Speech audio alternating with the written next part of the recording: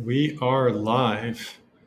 I want to take a few minutes to set up here. I'm live on YouTube and LinkedIn. You should be able to see my stream shortly. I will message a few people here and we'll get started.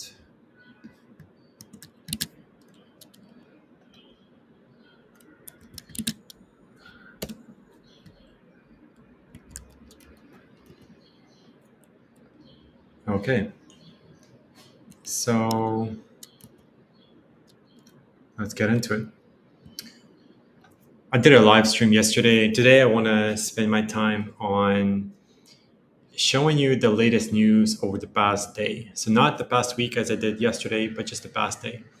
And specifically, I want to show you what are some of my favorite ways to get up to speed on the latest news. And something new I've been trying that I really enjoy is using AI to help me to deal with information overload when it comes to news. Of course, this is very common when you are in the space and you want to learn.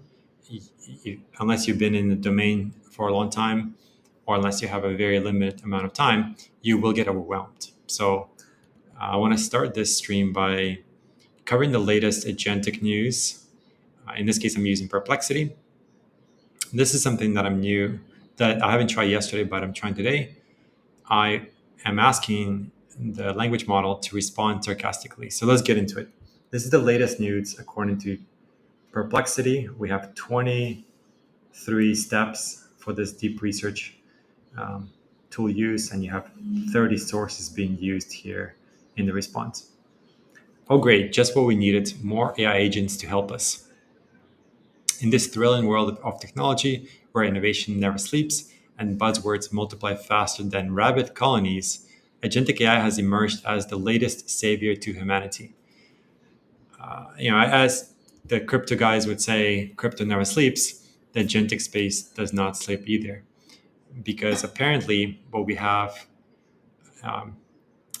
what we all desperately needed was much more artificial entities making decisions for us. Absolutely. These are digital beings that are helping us to essentially decide for us. And eventually they are not necessarily helping us because they're helping themselves and we just benefit.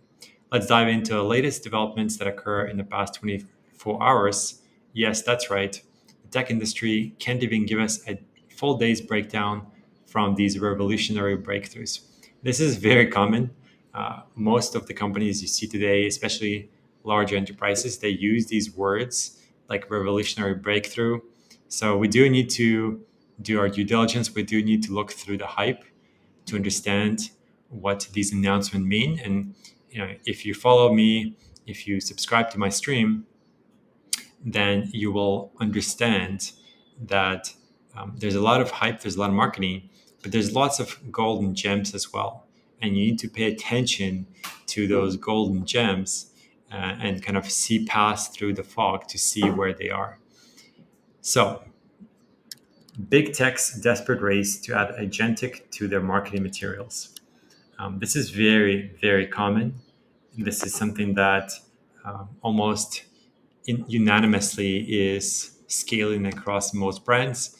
Everyone is racing to add agentic AI to their technology, to their stack, and in this case, their marketing materials.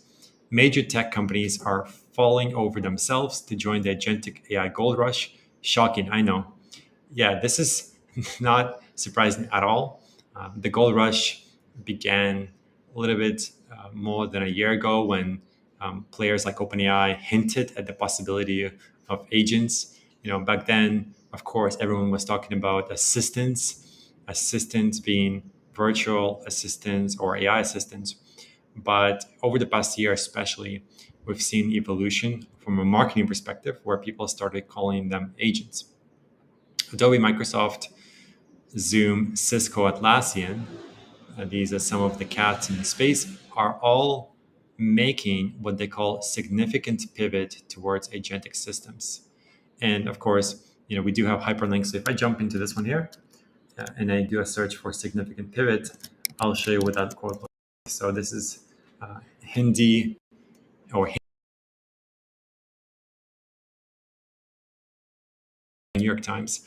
This is a quote from, looks like their journalist, who is making that significant claim towards significant pivot. Yeah, AI workers with human level intelligence, essentially, we've passed this point. We're no longer in the hill. The world's smartest AI models are past that. Language models today, with the knowledge base, with the tooling, have exceeded the IQ level of a human being. They have exceeded the EQ level. So all of these sort of announcements you see in the space are just attempts. But of course, to make a claim that AI worker is better than a human is quite contradictory, especially when a person, not an agent. So coming back to the post here, I do see we have quite a bit of turnout. So I want to take time to focus on the next announcement. So here we have the companies like Adobe, Microsoft, Zoom, Cisco, Atlassian, of course, with the significant pivots in the space. But because there's one thing we've learned from Silicon Valley, it's that when everyone pivots simultaneously, it's definitely not the case for fear of missing out driven groupthink. Yeah, this is quite important. Everyone thinks that when the big players come in, they need to follow. And oftentimes they do follow, groupthink kicks in. And at that point, hopefully they're not left behind. If they are, then they feel it, of course, through that fear of missing out. But don't worry, I'm here. If you have any questions about how you can adapt the tech, definitely reach out to me. What I'll do now is something that I've tried yesterday. So I'll drop a QR code right about now. There you go. This is a call that you can schedule with me. Let's do another one. It should be coming out on this side. There we go. Schedule this free call so that you and I can connect one on one. Now, if you see value in what I've described so far, if you see value in having a conversation one on one, I'm happy to do that call for free. This is my effort to give back to the community. I've been in the AI space for about a decade, and I'm happy to get people up to speed, happy to get companies up to speed on especially agentic AI, but not including only AI agents, agentic workflows, or everything else in between. So coming back into the announcement here, I'll just quickly hide this. Let's clean up the screen here and jump back into the announcement. Adobe has brilliantly developed 10 whole purpose-built agents for enterprises. Yep. This is something that is very common. The enterprises are jumping into the space. The agentic space is just heating up. And of course, 10 is a very small number, but you can imagine that this will expand quickly to 100, 1,000, 10,000. So I would not be surprised if the next announcements are coming in about companies who are doing 100x of these numbers, of these metrics. A full decade's worth of agents.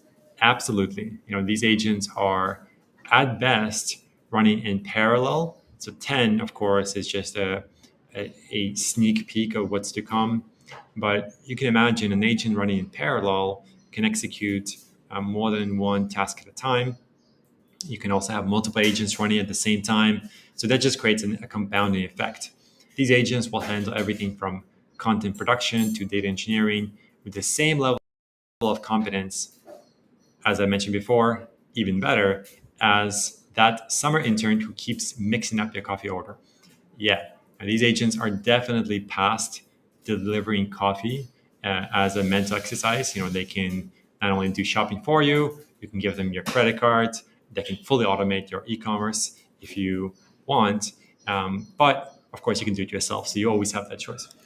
Zoom, not to be outdone in this paradise of innovation, has incorporated agentic capabilities into its platform. Yeah, so these guys, Adobe's, Microsoft, Zoom, Cisco's, and Atlassian's, the enterprises, are all in the same race. That gold rush that we see here is being defined. by the agentic AI space. It's happening. It's live. It's real. If you are in the space, let me just go back to my stream for a second to make sure everyone is served. If you're in a space and you want to stay educated about the latest developments, about how you can apply agentic AI, about how you can incorporate these insights into your workflows or your company, definitely schedule a call with me.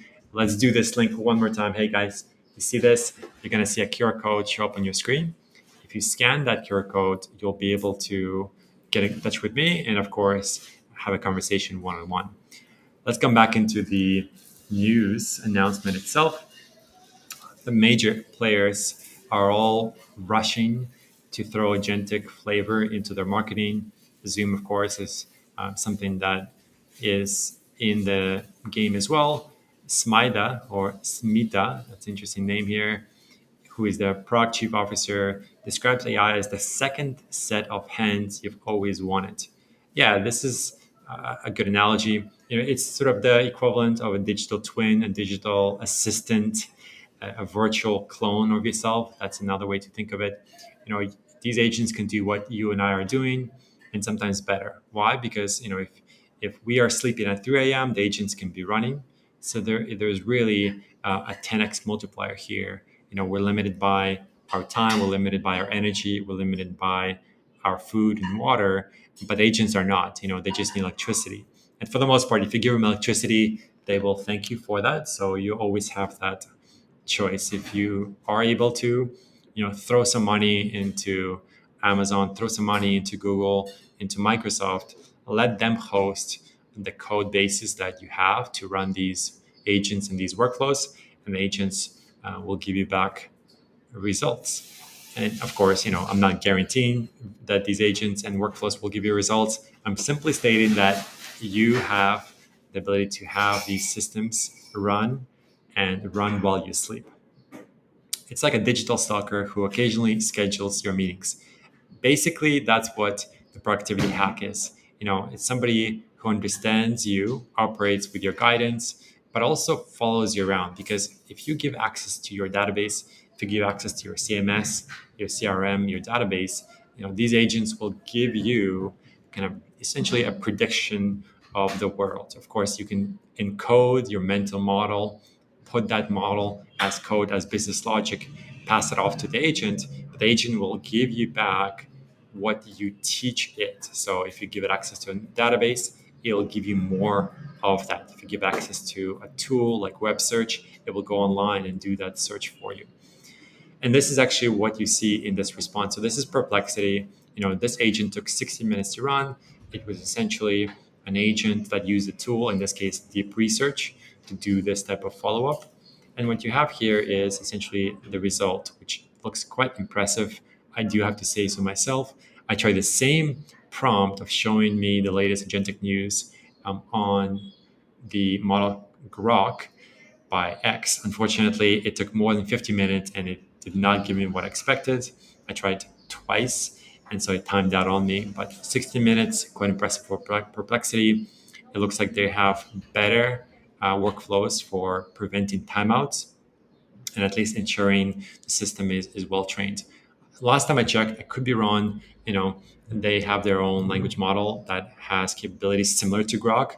So that includes the ability to do a real-time search, essentially embedded into the architecture itself, not relying on tool use, but specifically relying on the ability for the model itself to search in real time for information, as opposed to being cut off on a knowledge date and then using a tool to supplement that type of approach. And I'll show you what an announcement by Anthropic looks like that it's similar to this.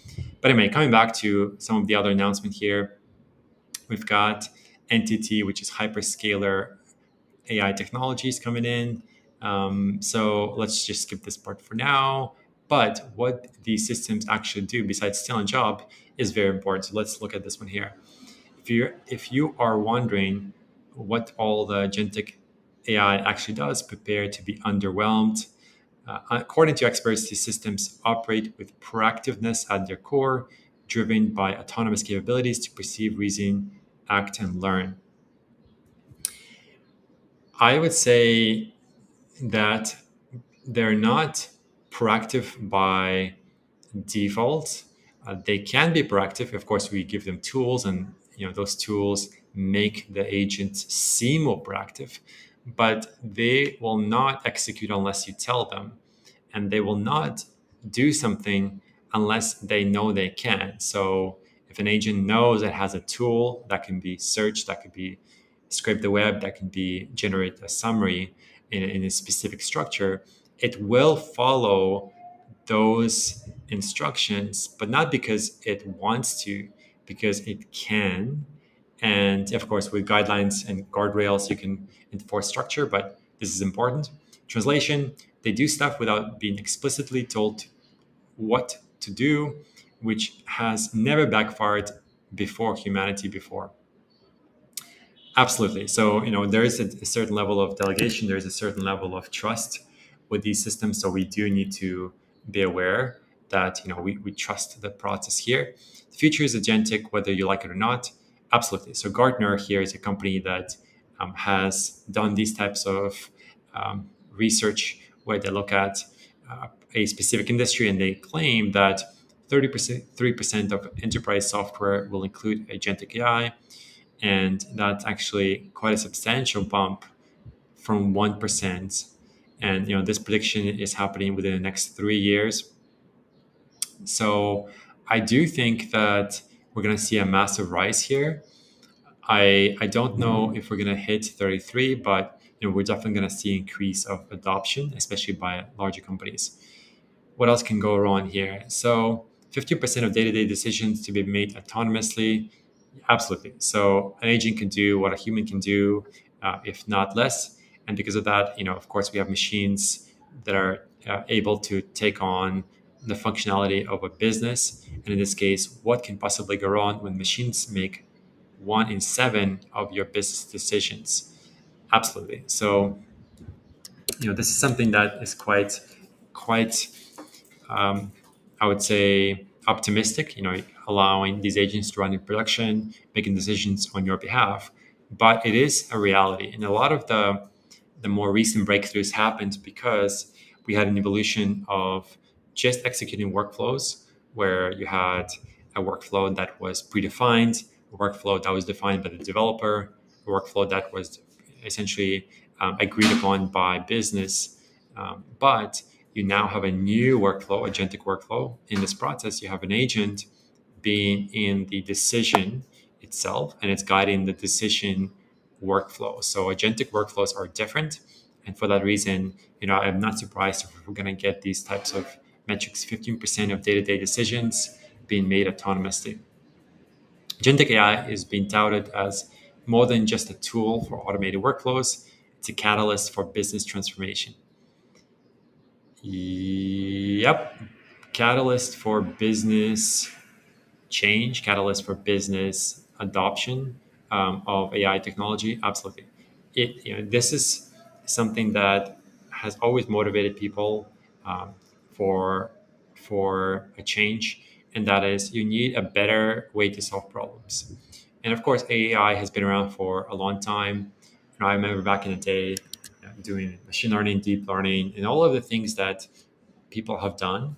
But the unique part about AI agents specifically is that they're able to help you with the decision making aspects. So you abstract away essentially the complexity of deciding yourself. You delegate that to an agent, and the agent can run in a loop. These are just essentially simple graphs. And as soon as the agent is running the loop, it can actually do what you want to be done, but you don't have to do it yourself. You can delegate, you can hand off that responsibility to an agent. What else we've got here? So from a perplexity perspective, essentially we need to embrace our new agentic overloads as we witness this rapid evolution of AI from merely predicting to generating to autonomous acting. One thing is abundantly clear. The tech industry has yet again solved problems we didn't know we had with solutions we don't understand. Absolutely. A business oftentimes they don't fully understand the needs of their customers. They often operate on uh, outdated notions of workflows, outdated notions of customer service, of service in general. And that's the reason why a lot of companies fail. They just don't have a very solid foundation for their technology, and that just prevents them from seeing a clear picture of the reality. So, what is the reality? The reality is that they don't understand who they serve, they don't understand their true needs, and how could they? At best, if you have a company who essentially asks for a specific piece of data from a customer, in that case, it could be a form. Hey, I want you to complete these 3 steps on a website. This is at best what a business does today. And so you can see that you are only as good on your mental model of who your customers are based on the questions you ask. So you can ask questions like, do you like our service? Can you rate our service? Would you recommend your service to your friends, others? Now, these are questions that are only scratching the surface of the true needs and desires of your customers. You will not get a clear picture unless, of course, use a better techno primitive that allows you to extract intent, allows you to extract meaning from that same customer. And luckily, AI agents are this solution, and this is why actually the agentic overloads here are what will save the industry. Of course, the industry is struggling. There's no question there. But when you have an AI agent infer intent, when you have an agent understand what a user wants without being asked, without sort of looking at the direct response, instead infer context, infer interest level, infer intent, that's when business can evolve. So the best solutions today are essentially businesses that use AI to collect data and analyze data better than if they were just looking at single Q&A responses from a form, simple text fields. You just don't have enough signal there. And for that reason, this is why AI actually agents can save the day. Contrary to kind of this idea of decision making, they're really good at understanding what people want. And I'll give you a simple example because sometimes it's not clear. So when you have a chatbot that sits on a website, it just it's always on 24/7. That allows a company to extract the most meaningful context from a conversation. So when you have a customer enter the website, they hit the chat button, they're not going back and forth with a virtual agent. That agent can understand what is the pain point of that customer. That agent can understand what do they want? What is the next best action for them to take? What is the recommendation to make? How and why? Is because the agent can be trained to prompt in that specific way. So, as a business executive, you can craft the system prompt, which now there are developer prompts to assist with this process, but they craft the prompt and extract that piece of context from the conversation itself. So this is just, of course, a simple example. Whenever you have a call with a customer, this is another way to extract. You pass the entire transcript to an agent. That agent then takes that transcript and can answer specific questions. So from a prompting perspective, this is where prompt engineers became a thing, is because it was just an attempt to make sense of all this data that you're passing to an agent. By itself, it's just doing nothing more than summarization. It's taking your context, summarizing that context, and giving you back response, predicting your next word, your mental state based in the context it knows about you. So an agent is really just an assistive technology that's able to help you be competitive, right? If you're not accepting these agentic overloads, if you're not accepting that they can help you to clearly see who your customers are, clearly see their needs and wants, then you're missing out. And for that reason, of course, you need to do only one thing. I'm going to tell you to do only one action on this live stream, and that is schedule a call with me. So feel free to jump on a call, and I can definitely get you up to speed on how to use agents, how to develop them. I've been in the AI space for more than a decade. I've been in the agentic space for more than a year, and I've been there, done that. So I'm happy to get you up to speed at worst, and actually give you an agent that you can use for your personal project or your company project at best. Coming back to some of my latest announcements today, essentially what we have is the conclusion by Perplexity that says the real question isn't whether to adopt AI agents, but how quickly can business harness their power before competitors do. This is exactly what I mentioned. A competitive advantage here is not that you are using it, is that everyone else is using it. As you can see, just by some of these announcements, you have the enterprises jump in to this space, and they're definitely not slowing down. You have other research like Gartner making predictions that soon we're going to have a third of companies use agentic AI in the next 3 years. So very important prediction here. But essentially, after all, nothing drives innovation like fear of being left behind.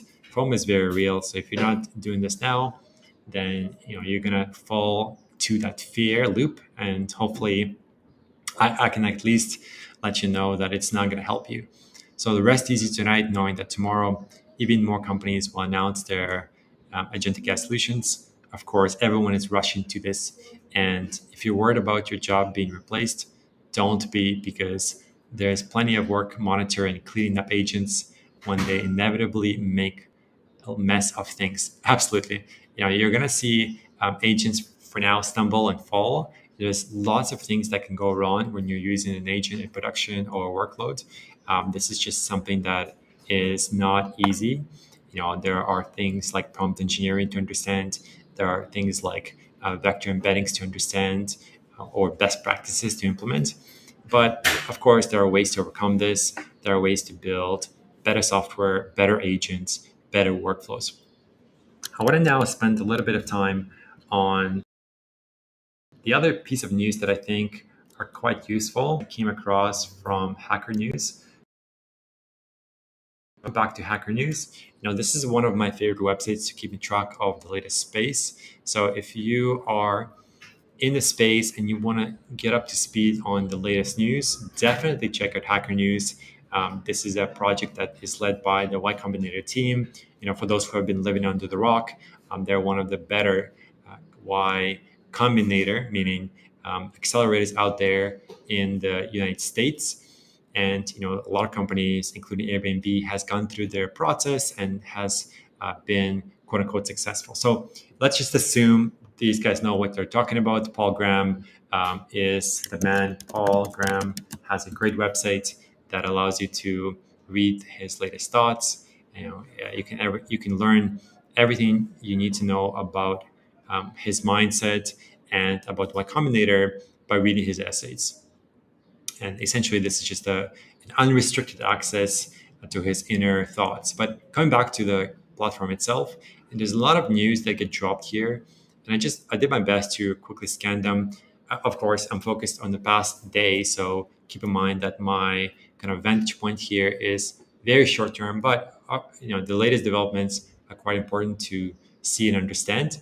Here we have the first announcement that is being posted on the Hacker News team, called Vibe Coding. And what I want to do, short of reading this entire blog post, which of course there is quite a bit here, is I just want to take this entire blog post and I want to create a summary, and then I want to read it back to you, because what's better than a summary of a summary? And that is, let's just take this, let's give it to Claude, and let us then create a summary of a summary. So I'll just paste that in here for a second, and let's create a summary. There we go. Summarize, but include direct quote. In your response, be super sarcastic. For these types of summaries, essentially what we're dealing with is a compression engine, an engine that helps you to compress data. Usually the normal thinking mode or non-reasoning thinking here is best. I find extended thinking by Claude 3.7 is better for uh, programming, of course, for science, math, coding. These are slightly different types of problems to solve. But for the most part, summarization or non-logical, let's just say illogical responses, specific model for. So seven sonnet is normal thinking mode. There we go. So vibe coding um, on the difference between light, and of course, if you have any other um, blog posts you want me to look at, if you want, you can just feel free to drop them in the chat, either down or to my right hand side, and then that allows you to essentially see um, allows me to see rather what you're interested in, and I can also offer you my commentary. So feel free to do that while I go through this vibe coding blog post. Vibe coding versus reality. This article is scathing critique of vibe coding. If you haven't heard of vibe coding, this is a very important uh, piece of trend or piece of emerging technology trend that I see. This is where essentially you're coding, but you're not fully conscious in the system one thinking. You're not fully there from a planning perspective. You've essentially tuned off that part of your brain. You've moved to system two thinking. You've moved on to the executor, the action mode, right? This action mode is essentially what the vibe coders are doing. They're acting upon the the the real time nature of language models. And this trend, of course, is essentially allowing you to get into the vibes, embrace exponentials, and forget that code even exists. I believe this is Carpathy. Actually, let me just see who said that, but I believe this is a quote from Carpathy. There we go. So, again, if you haven't been in the space, you may have not heard of Andre, but he's definitely one of the pioneers of the space. He is ex director of AI at Tesla. He founded previously OpenAI, and now he's building Eureka Labs. And he does mention here that you basically give in to the vibes. Let me just share some love with Andre. Um, you embrace exponentials. You forget that the code even exists. This is the state that that vibe coders are into. They're essentially using IDEs like Cursor, like um, Windsurf, like Aider, and others, and they are oftentimes accepting the responses they receive from the language models, and they oftentimes don't pause to think. Hence the name vibe, because you are giving into that vibe. Coming back here, and this is very, very interesting. But the author here argues that this comes from being lazy, being inexperienced, and being and self-deluding imagination. So deluding yourself in that you're not really thinking. But of course, like NFT crowds, where this is a bubble of unreality. This is a bubble that is bound to burst. And this blog post actually shows you one consequence of what vibe coding may mean for those who are using it. The rise of AI coding agents is real. While large language models have evolved impressively over the past 3 years, allowing non-coders to create simple projects through NLP prompts, author finds that severe limitations when moving beyond basic applications. Absolutely, this is something that I found through my own projects as well. If you're solely relying on vibe coding, you are actually not being conscious enough on the planning stage. You are assuming that the solution that you get back from a large language model is good enough. And at that point, you're basically at the whim. And it's really tricky to navigate that circumstance. So once you have bought into the vibe coding mindset, you oftentimes accept more than you reject. Here we have a couple of the limitations. These leaps of progress are what fuels the vibe coding idea. Of course, you do see progress. Don't get me started.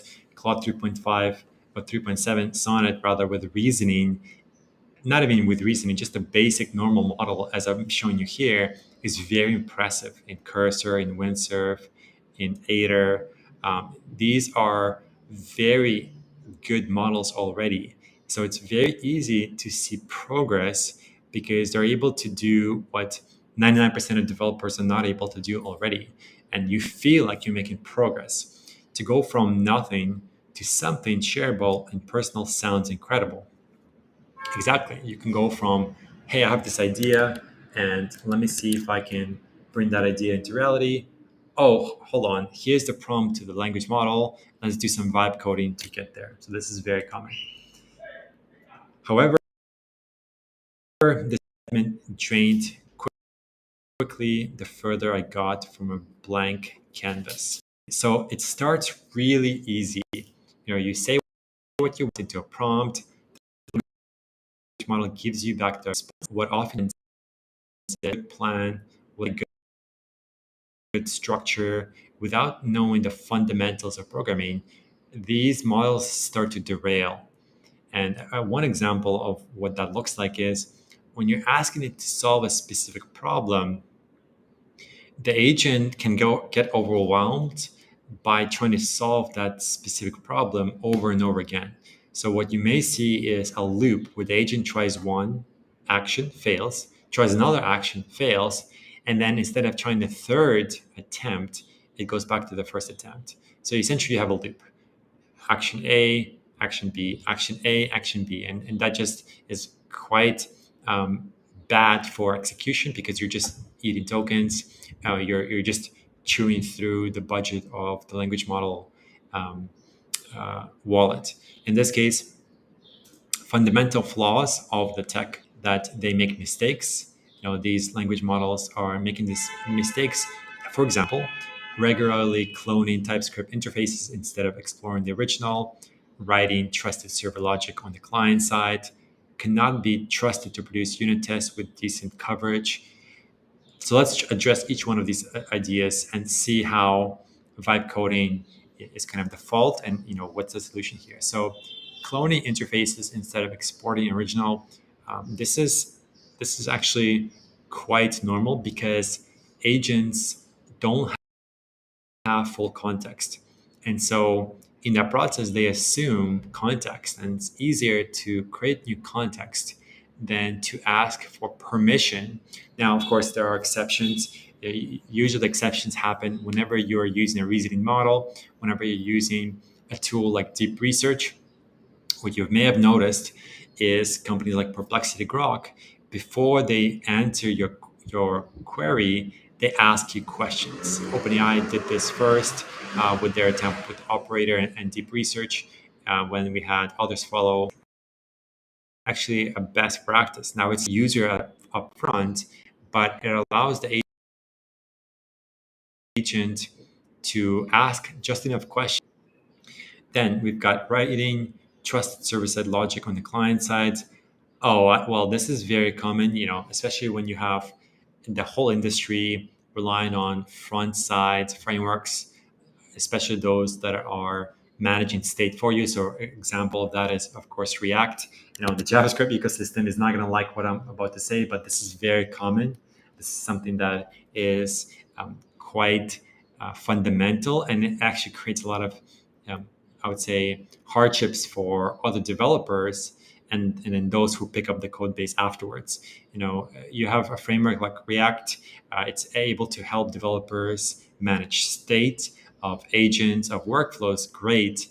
But that state also is duplicated on the server side. So you now have two states that you have to keep in mind at all times. Both states are important. the server-side state is managed by an API server. Usually that looks like it's served in JSON. You've got the client-side managing state. Usually that looks like a React application. And both states must always be in sync. Both states must always be aligned. And when you don't have the right state synchronization, you run into, of course, problems where things fail. This is why you see a lot of the bigger companies unable to do even the simplest of tasks, where you have a payment system fail and you don't fully understand why. You may have a server code that's failing because of a state mismanagement, or you may have a client side code failing and you just don't have a good sync in place. You don't have good error reporting. And so you have a big company that is not able to renew a subscription, for example. It's because of this unnecessary complexity that is imposed. And of course, agents are just picking that up. So if you have an agent that's been trained on React, for example, and React is by itself managing state, it's going to pick up on that functionality without relying on the server. So you now have a circumstance where the agent is going down the wrong path, not because it wants to, but because that's very common mistake for client side developer like React to do. An agent is just picking that up through its own knowledge base. I'm not saying that React is the wrong approach, and that essentially leads to an agent making this mistake through vibe coding. I'm simply stating that an agent is doing nothing more than picking up on the knowledge base of its human overloads. Coming back to the third point here, these agents cannot be trusted to produce unit tests with decent coverage. Yeah, this is actually not an easy problem to solve, even for developers. I think the goal here is really to increase test coverage. From my experience, it's better to give very strict prompts to an agent and allow the agent to execute one prompt at a time, especially when writing tests. So, for example, there's a difference between saying, hey, go and give my code base test coverage, and saying, here are 10 files I need you to create, and I need you to execute each file one by one. And in that process, I need you to test and run each test code to make sure it's working. So very different environment in the latter. In the former, you basically have the assumption that you didn't overwhelm the agent with context window, you didn't miss any important details in that prompt, and you're also assuming that the response will be complete. And of course, all language models are limited by its response tokens. So the agents are just picking that up for you. So if you're using vibe coding and you're asking yourself, hey, I'll just automate this entire test suite for my project, I'll just rely and kind of click approve over and over and over again, it just doesn't work in practice. In practice, you need to explicitly state, hey agent, hey cursor, hey windsurf, hey Claude Code, hey coding agent, I need you to follow these instructions one by one. But that also implies you have to do planning, you have to do conscious effort, conscious work up front before the agent gets down that path. So if you've simply accepted something that happened from a previous conversational context, you didn't actually take the time to make that a reality. So that's why you see these mistakes, very common in the space. These models delegate hilariously when pushed beyond their limits. Now that we've created all the schemas that, etc., I've schemaed files for each schema factored the code. Yeah, well, it's because it as soon as a language model or coding agent loses context, as soon as it's overwhelmed, especially with the amount of tokens, as soon as it has multiple revisions in its conversational history, this is very common. You have essentially this very unusual state where the agent essentially is overwhelmed. Just like people, you and I can get overwhelmed. If I give you too much information, I'll overwhelm you, and vice versa. So this is something that is not just a flaw of a language model; it's a flaw of a human being as well. So these flaws, these fundamental flaws, are quite synonymous to what a person would feel if they are in a similar circumstance. Reality check. Despite social media bragging from vibe coders claiming success, the author notes without expert intervention, the best of these tools can only do today is produce somewhat functional mockup where every function change beyond that risks deploying existing functionality. So every feature rather change beyond that risks destroying existing functionality.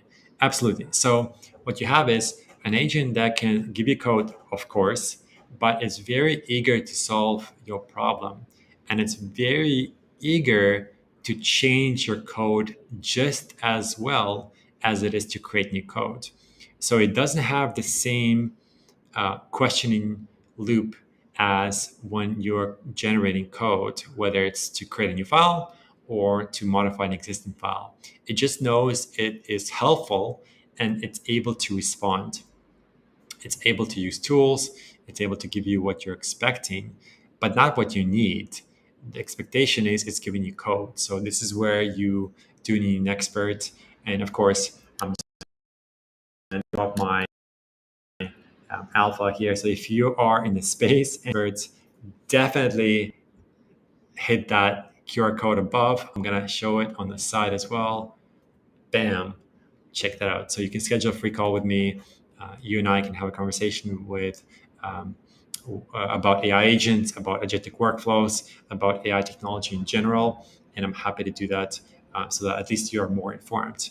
And then beyond that, if you have a project in mind, if you want to use agents yourself, whether it's coding agents, whether it's to build something or change something, feel free to let me know and then we can have that conversation. Coming back to that specific blog post, I want to conclude it here. And I do have a few more, so I'll do my best to start wrapping up within an hour. So I've been live for 45 minutes. 45 minutes. I want to take time to recognize that. Like, it's incredible. For those who are with me still, I want to thank you for being here. For those who are watching this live stream afterwards, feel free to tune in. I will do more live stream like this. My goal is to educate, inform, and get you up to speed on agentic AI. And of course, I'll do my best to be funny and I'll do my best to entertain you while we do that. But in the meanwhile, definitely hit the subscribe button rather. Definitely hit the bell button and get notified when I go live next. Conclusion. The author, oh, sorry guys, just to make sure this is super important. So, of course, reality check is you do need intervention from an expert. But this is the example I mentioned before. This is where things can go sideways. So, what happens if you don't fully understand the changes that an agent gives you? If you just hit approve, or even for that matter, if you just set the auto approve mode on, what happens? You have people who will claim they're under attack. So let me just give you an example what that looks like. If I jump back here, Leo posted this 4 days ago, and he says, guys, I'm under attack. Ever since I've started to share how I built my SaaS or software as a service using Cursor, and that's the IDE, random thing has happened. Maxed out usage on API keys, and by that he is most likely referring to Anthropic because he is using Cursor. People bypassing subscriptions, meaning payment walls that he has in place to access his application, creating random shit on the database. This is very, very insightful here because these are just some of the most common vectors of attack here. Of course, cybersecurity guys are laughing about this. The engineers are laughing here, but this is very common. So I wanted to spotlight here because it's not as simple as you approve what an agent gives you and then you go on and run off into production and you are now safe. No, the way that vibe coders would use a tool like Cursor is to quickly create a solution, but they still need to do the due diligence of cybersecurity. As you know, I'm not technical. And so this is me taking longer than usual to figure it out. For now, I will stop sharing what I do publicly on X, Leo says. There are just some weird people out there. Yep, This is very common. This is actually what bigger companies face on a daily basis. You have hackers and you have black hat hackers specifically going after companies' servers, doing DDoS attacks. There's a massive industry of cybersecurity attacks, and you just don't see that. And this is just example of a guy who is not technical, who is doing his best to figure things out on the fly. He's doing vibe coding essentially, and he unfortunately is on the receiving side of this specific incident. Of course, he's public, so even that is preventing him from sharing it publicly. But it's just a few examples of kind of his result here. So 7:30 a.m., not asleep until it's all fixed, says Leo. He implemented some security checks. Here we go, Leo. Rolled out his API keys, meaning changed them. Awesome. Moved them to environment variables. This is very common. Like if you add your environment variable into your code base, and for whatever reason your API server is not secure, you're basically passing API keys, and this is how you can have a vector of attack here. Implemented authentication to all endpoints. Absolutely. If you're not checking if a user is already logged in, if you're not using that they're connecting from a specific IP address, this is where authentication will fail. If I pull up this screenshot, I do see he is a MacBook Pro user. Awesome, Leo. But I do see he is using TypeScript for his API server.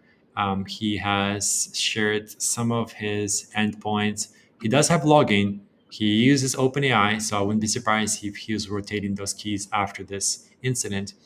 But it's just an example like, hey, Leo, like, don't be using pure vibe coding here unless you know what you're doing. And if you do use it, that's fine, but at least have another prompt here that asks you to review your code from a security perspective. Like, at least ask for that. And then, of course, you will have prevented some of the vectors of attack. 1:20 a.m. Still here, Leo says. Again, this was posted 4 days ago. Modified course configuration. This is what I was telling you about. If you enforce to IP access to your API server, you can then only allow requests from trusted websites or domains. Definitely. And of course, Leo's tweets are going viral on Reddit. We've got programmer humor picking that up. Security just inferences, or rather, just interferes with vibes. Yeah, like if you just rely on vibes, you're not really relying on security. And that's the humor aspect out here. And of course, Leo says FML. I should have just kept it quiet. Anyways, thanks everyone who has been trying to figure out to help. I assume it's those who message him privately or publicly, or at least not thrown me under the bus. Well, sorry, Leo, but you're definitely under the bus. It's not your fault necessarily. The tools you're using and your lack of technical knowledge has created this environment. So you've set up this environment for yourself, unfortunately. Yes, you will learn from your mistakes. It's easy to revoke a key, create a new one. It's not that easy to change a code base, so do keep that in mind. That's and if you want to go one step deeper into that recommendation, definitely the cursor model is what I see you're using here to do a security audit of your code base. Brainstorm vectors of attack, which are very common for this server, and you can prevent that. What else we've got here? So we've got a couple other announcements that are very important in the space, and I'll do my best to wrap up in the next 5 minutes. So if you're watching this and if you have time to watch the end of the stream, definitely do so. Here we have cloud announcement web search. I've covered this briefly yesterday, so look into that more announcement. But essentially, this is important. Before notch cutoff for Claude model 3.7 Sonnet was, I believe, October, but now you can access the paid functionality if you live in the United States. And of course, it's a feature preview, so there's just some of a block here for you to access this. But beyond that, if you're in the US, if you are paying Claude for their Pro account, you can access this feature. So that would be through, for example, the Claude application. Beyond that, what you have is essentially just a few of the things that they've mentioned. Anthropic has finally dragged itself into the present day by giving Claude the ability to search the web.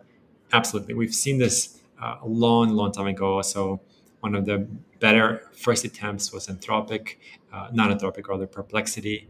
And we've seen others, including OpenAI, including Grok recently, including Google. They all have this functionality, and Claude here is just catching up. It's not like every other assistant that's been doing this for ages. Of course, Claude, welcome to the 21st century. You've caught up to where others have been in this space, and they put it with web search. Claude can get access to the latest events and information. Yep, that means you can look things up. You can do the equivalent of deep search on Claude, so you can prompt the model to do research for you. And what they're doing essentially is extending the knowledge base, as I mentioned, but they're giving it real-time insights, providing answers based on more current information. So I'm curious to see what they did for that web search as well. For example, are they falling back to Brave? Are they using Microsoft Bing AI? Like, what are they doing for their search? I'm actually curious what that looks like. What else we've got here? We've got sales team who are performing account planning and drive higher win rates through informed conversations with prospects by analyzing industry trends to learn key initiatives and pain points. So we've got basically the emergence of everyone who is waking up. So you have sales teams finally able to do search, financial teams, researchers, shoppers. A couple of the other announcements here that are important. So we've got Apple reshuffling their executives. And this is actually important because Apple is now moving its kind of cards on the table, and they're aiming to solve the issue of Siri. Siri, of course, recently has partnered with OpenAI. It's a great first attempt, I would say. It's definitely better than what they tried before, but they have a long way to go. According to Bloomberg, CEO Tim Cook has lost faith in the AI head, and it's bringing in visionary creator to take over Siri development. Yeah, when you have the inability to see progress, you just kind of reshuffle executives, and you don't need better technology, you just need better manager, right? As the article scored the plot facing Apple, AI technology is severely lagging industry rivals, and the company has shown little sign of catching up. Yeah, unfortunately, this is a catch 22. Apple needs to catch up. Apple has lots of room for improvement, and they don't really understand how to play the game unless they do something different. Of course, there are many in the space who are already doing better than they are, but they do have the foundation. They just need better primitives to scale. So, from my perspective, Apple needs a better implementation for their code. They do have Swift, for example, and it is a programming language that they're pushing on all fronts, but I think they can do better for safety and performance. And I think they can do better for allowing developers to see a clear picture from the perspective of programming language. Beyond that, they are already partnering with OpenAI. So, as a strategic move, I would say if you partner with Claude, if you partner with Grok, you're diversifying the language model kind of reliance, and you're not risking the product being Siri in delivering results you're expecting. So Siri can give you back a response using OpenAI, but it's not limited to that. A couple of the other announcements here that are, I think, super cool to look at. And I do have a couple more minutes here to wrap up. I think actually what I'll do is I'll stop here. I've been streaming for an hour, and I want to make time just for one more final call to action. So if you see this QR code, you can take your phone, take your mobile, go over it, and actually get in touch with me. This is something that I do as a free resource, as a community effort. If you want to learn more about AI agents, if you want to get up to speed on the latest agentic workflows, definitely scan that QR code and get in touch with me.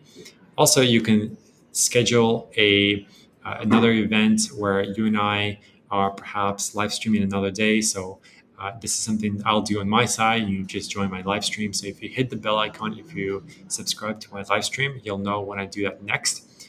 This live stream was meant to be focused. It was meant to give you the latest news on AI agents and to inform you. I've been live streaming so far for 1 hour under both LinkedIn and YouTube. So I definitely encourage you to join my future streams and we can have a more exploratory process of the latest tech in the AI space.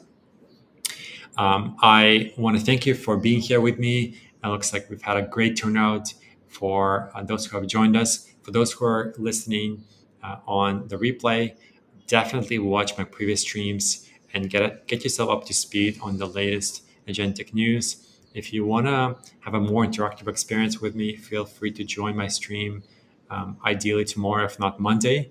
And you can have a chance to ask me a question. I'll be able to see that question and respond to it in real time. This, to me, is the power of live streaming. And in the meanwhile, I look forward to seeing your request for a call. If you want if you need me to schedule more time with you than kind of the allowed time, I believe I said for 30 minutes, just let me know on the call. I do offer consulting. I do offer software development. I do offer strategy services as well beyond that free consultation. So if you need me to assist you with strategy, with planning, with execution, with development, just let me know on that call and I'll be happy to provide you a quote. Now, for those who are curious, I do have a minimum engagement fee for any project I take on, regardless of the size. So if you are interested, definitely take the opportunity now while my fee is only 5,000 American dollars. So that number may change tomorrow. It may change the day after, but for the time being, it is $5,000 for me to assist you on your project. So whether you're looking to implement AI agents or agentic workflows, definitely take this opportunity. If you schedule a call with me, we can flesh out the small details one-on-one. I want to thank you for being here. I want to thank you for being here, especially on a Friday when I know you could be already drinking tequila and getting ready for the weekend parties. I want to also say if you want to see more live streams, both on other platforms, so not just LinkedIn or YouTube, definitely let me know because so far I'm doing 2 platforms. My goal is to do 5 next. So that could be including TikTok, that could include X, that could include others, including Instagram. But for now, I'm just focusing on 2. If you like what you see, feel free to drop a comment as well, asking me questions, and I can take from your feedback and then incorporate my own workflows to make sure you get what you need. I want to thank you for your time.